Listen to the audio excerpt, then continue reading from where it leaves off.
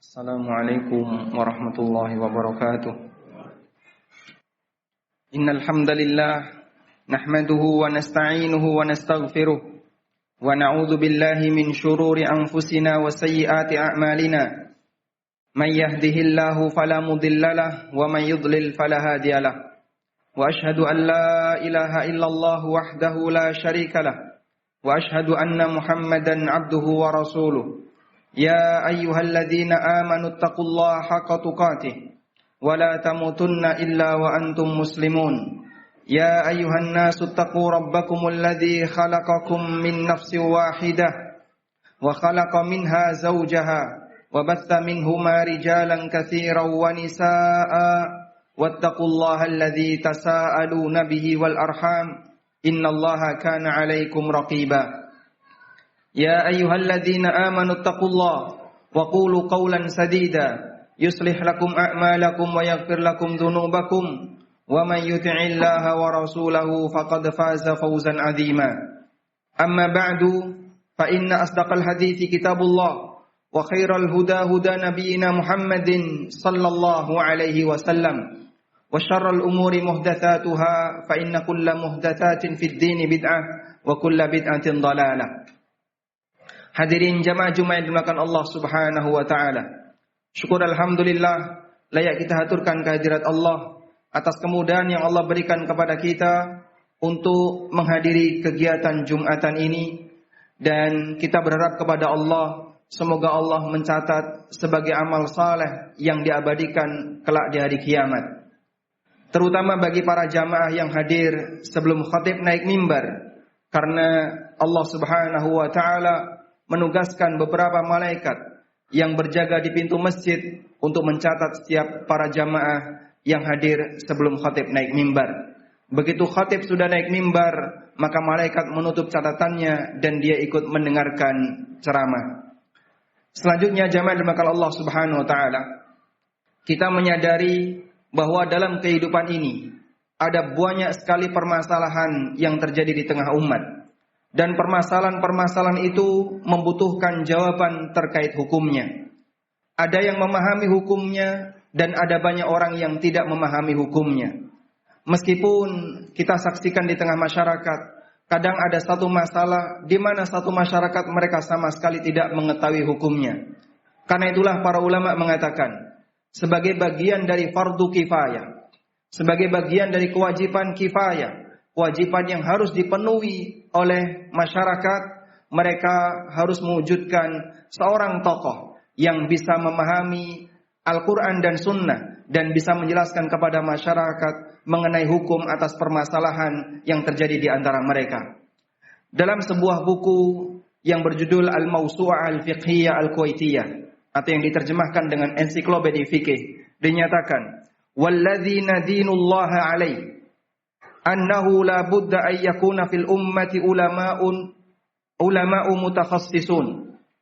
Yang kami yakini sebagai bagian dari agama, annahu la budda ay yakuna fil ummati ulama, bahwa di tengah umat ini harus ada beberapa ulama mutakhassisuna yang mereka memiliki keahlian terhadap Al-Quran dan sunnah Nabi sallallahu alaihi wasallam, wa mawatinil ijma', paham tentang apa yang disepakati oleh para ulama, wa fatawa sahabah, dan fatwa para sahabat serta tabi'in, wa man jaa ba'dahum, dan ulama-ulama yang datang setelahnya. Kenapa harus ada orang semacam ini? Karena mereka dibutuhkan untuk menjawab setiap permasalahan yang terjadi di sekitar kita. Allah mengajarkan hal ini dalam Al-Quran melalui firman-Nya di surat At-Taubah ayat 122. وَمَا كَانَ الْمُؤْمِنُونَ لِيَنْفِرُوا كَافَّةً فَلَوْلَا نَفَرَ مِنْ كُلِّ فِرْقَةٍ مِّنْهُمْ طَائِفَةٌ لِيَتَفَقَّهُوا فِي الدِّينِ وَلِيُنْذِرُوا قَوْمَهُمْ إِذَا رَجَعُوا إِلَيْهِمْ لَعَلَّهُمْ يَحْذَرُونَ. Hendaknya tidak semua orang mukmin mereka berangkat berjihad seluruhnya. فَلَوْلَا نَفَرَ مِنْ كُلِّ فِرْقَةٍ, harus ada beberapa orang di setiap kelompok, di setiap kaum, di satu kampung atau di satu padukuhan. Ta'ifatun, ada beberapa orang yang liyatafaqahu fid din, yang dia tidak ikut jihad dalam rangka untuk belajar ilmu agama. tujuannya adalah waliyunziru qaumahum idza raja'u ilaihim la'allahum yahdharun, agar memberikan peringatan kepada masyarakatnya setelah mereka pulang dari jihad sehingga mereka bisa mengambil pelajaran.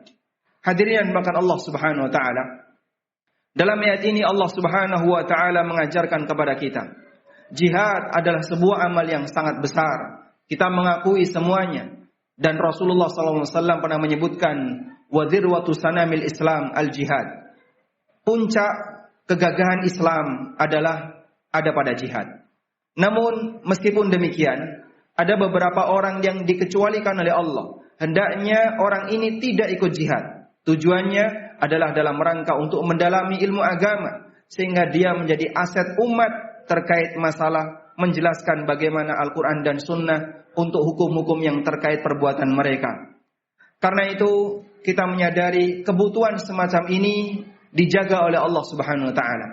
Karena jika semuanya fokus dengan aktivitas dunia, jika semua manusia fokus melaksanakan jihad, andaikan jihad terjadi di tengah masyarakat zaman sekarang, jika semuanya fokus terhadap urusan politik, sementara tidak ada orang yang dia fokus untuk urusan agama, maka akan banyak sekali permasalahan di tengah umat yang tidak ada jawabannya. Apakah hukumnya halal, haram, dibolehkan ataukah dilarang? Padahal umat sangat membutuhkan orang semacam ini. Jamaah dimuliakan Allah Subhanahu wa taala, kita menyadari bahwa ketika sesuatu itu menjadi fardu kifayah, maka berarti dia menjadi tugas sosial. Tugas sosial artinya masyarakat bersama-sama punya tanggung jawab untuk mewujudkannya. Barangkali dalam satu kampung ketika itu tidak memungkinkan, maka harus diwujudkan dalam satu daerah yang lebih luas. Adanya seorang hamba, seorang muslim yang dia kita dukung bareng-bareng untuk menjadi seorang mujtahid. Dia harus betul-betul bisa memahami tentang Islam secara utuh sesuai dengan kemampuannya dalam rangka untuk beristihad atas permasalahan yang terjadi di tengah umat. Disebutkan dalam keterangan yang disampaikan oleh As-Suyuti, wa fardul kifayati huwa ayyata'allama ma yablughu rutbatal ijtihad wa mahallul fatwa wal qada wa yakhruju min adadil muqallidina fa'ala kafatin nasi al-qiyamu bita'allumihi. Kata As-Suyuti, bagian dari fardu kifayah adalah mengajarkan orang sampai dia pada derajat bisa menjadi seorang mujtahid.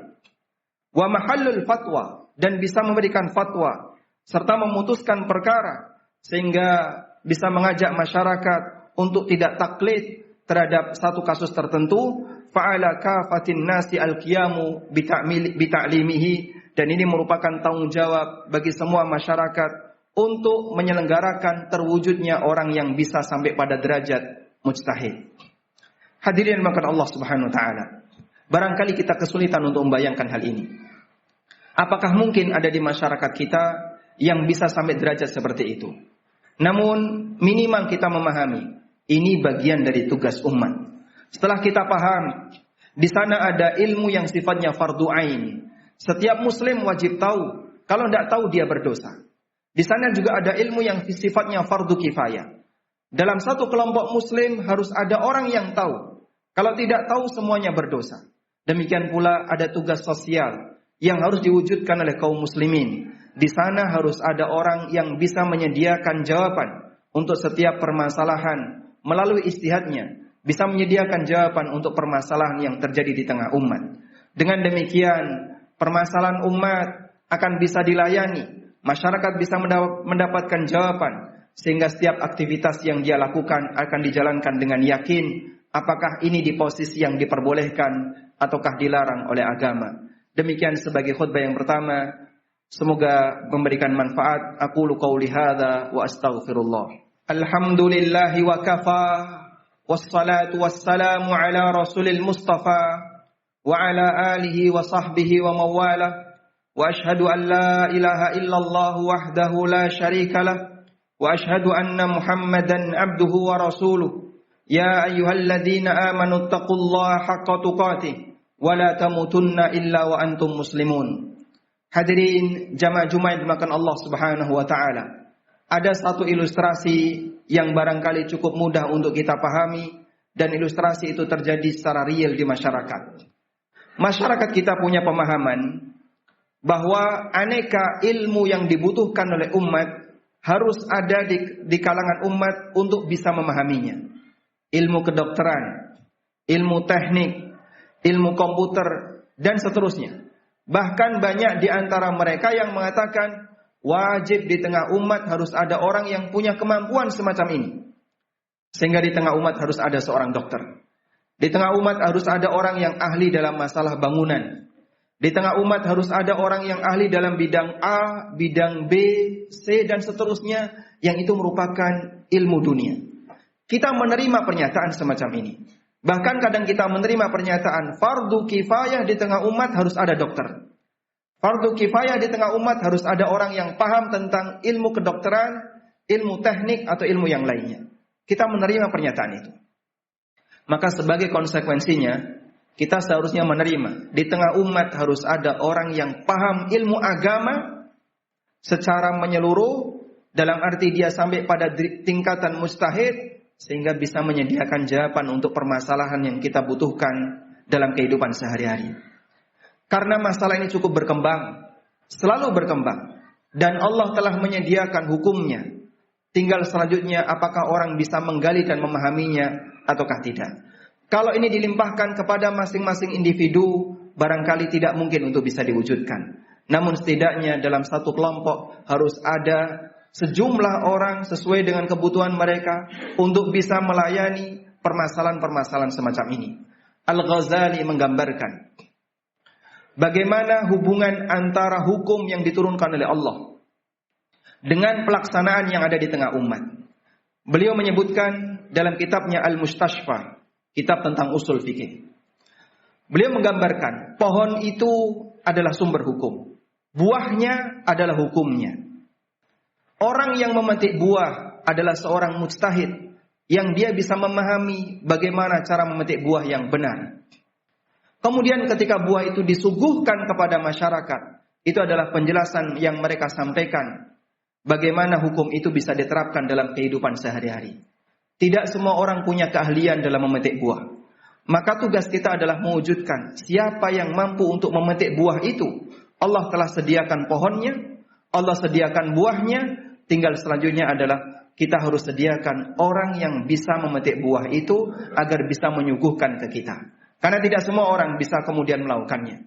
Inilah yang perlu kita pahami. Sebuah fardu kifayah yang barangkali perlu untuk kita pikirkan bersama. Mewujudkan seorang hamba yang dia punya keahlian dalam masalah ilmu agama sampai pada tingkatan menjadi seorang mujtahid. Sebagaimana kita memahami, kita harus mewujudkan seorang dokter yang dia punya keahlian sehingga bisa melayani dalam masalah kesehatan umat. Semoga Allah Subhanahu wa taala menganugerahkan kepada kita seorang ulama yang kibar, yang paham tentang ilmu agama, sehingga dengan itu kita bisa jadikan beliau sebagai rujukan untuk menjawab setiap permasalahan yang terjadi di tengah umat. Allahumma salli ala Muhammad wa ala ali Muhammad kama sallaita ala Ibrahim wa ala ali Ibrahim innaka Hamidum Majid. Allahumma ighfir lil mu'minina wal mu'minat wal muslimina wal muslimat al ahya'i minhum wal amwat innaka sami'un qaribun mujibu da'awat ya qadiyal hajat. Rabbana ighfir lana wa li ikhwanina alladhina sabaquna bil iman wa la taj'al fi qulubina ghillan lil ladzina amanu Rabbana innaka raufur rahim. Allahumma inna nas'aluka al huda wat tuqa wal afafa wal ghina. Rabbana atina fid dunya hasanah wa fil akhirati hasanah wa qina adzaban nar. Wa sallallahu ala nabiyyina Muhammadin wa ala alihi wa sahbihi wa sallam. Wa akhiru da'wana anil hamdulillahi rabbil alamin wa qumu ila salatikum.